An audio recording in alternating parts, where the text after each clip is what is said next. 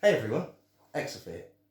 Just wanted to update you because I found more links to the four colours and the women in white. Check this out.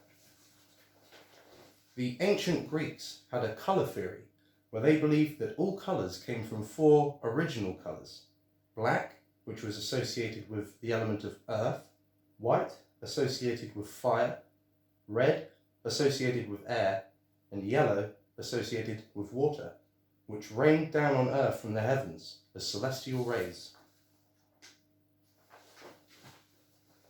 The four horsemen of the apocalypse, known as the White Rider, the Red Rider, the Black Rider, and the Pale Rider.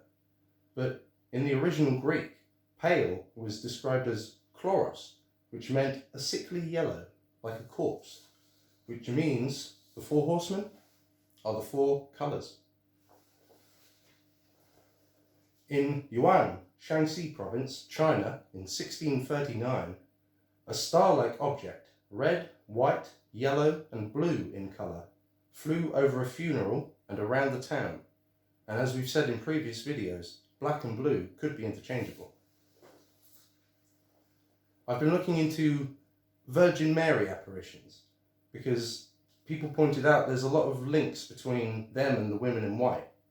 They seem to be these holy women who appear out of nowhere, influence your beliefs by telling you to build a church, and they'll often give a prophecy of some kind, like a political warning. So I looked into them, and there were many similarities, but I found one in particular. Italy, 1969. A Virgin Mary appeared and claimed there would be a sign in the sky. The people gathered at the chosen spot at the predicted time. The clouds parted to reveal a black patch of sky in the middle of the day, which a disc emerged from. The disc descended towards the people before turning red, then white, then yellow, and returning to the sky. So, definitely some similarities. I've been curious about where these beings might come from. In Egypt, there is a goddess called Hathor. She's a cow goddess.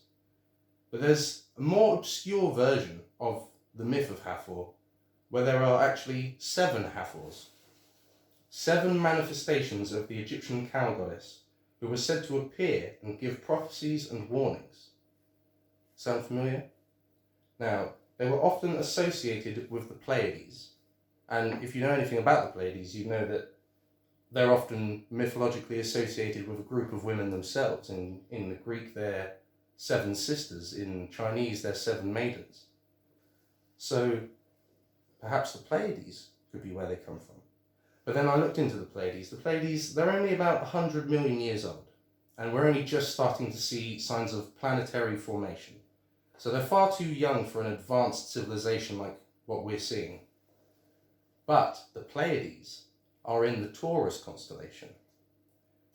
And the Taurus constellation is one of the oldest and most worldwide constellations in human culture. It's even seen here in cave art, with the Pleiades also depicted. It could be that somewhere in the Taurus constellation is the homeworld of these beings. Imagine they come to a prehistoric Earth and find that the humans living there look up to their home and see a big bull in the sky. So it could be that these beings are taking these bovine forms, having these bovine connections, to leave us sort of breadcrumbs, little clues, hints to where they come from, so that maybe one day we might look up at the Taurus constellation, maybe now with the new James Webb Space Telescope, and we might find where they come from. Well, thanks for listening. I hope you weren't followed. You weren't followed, were you?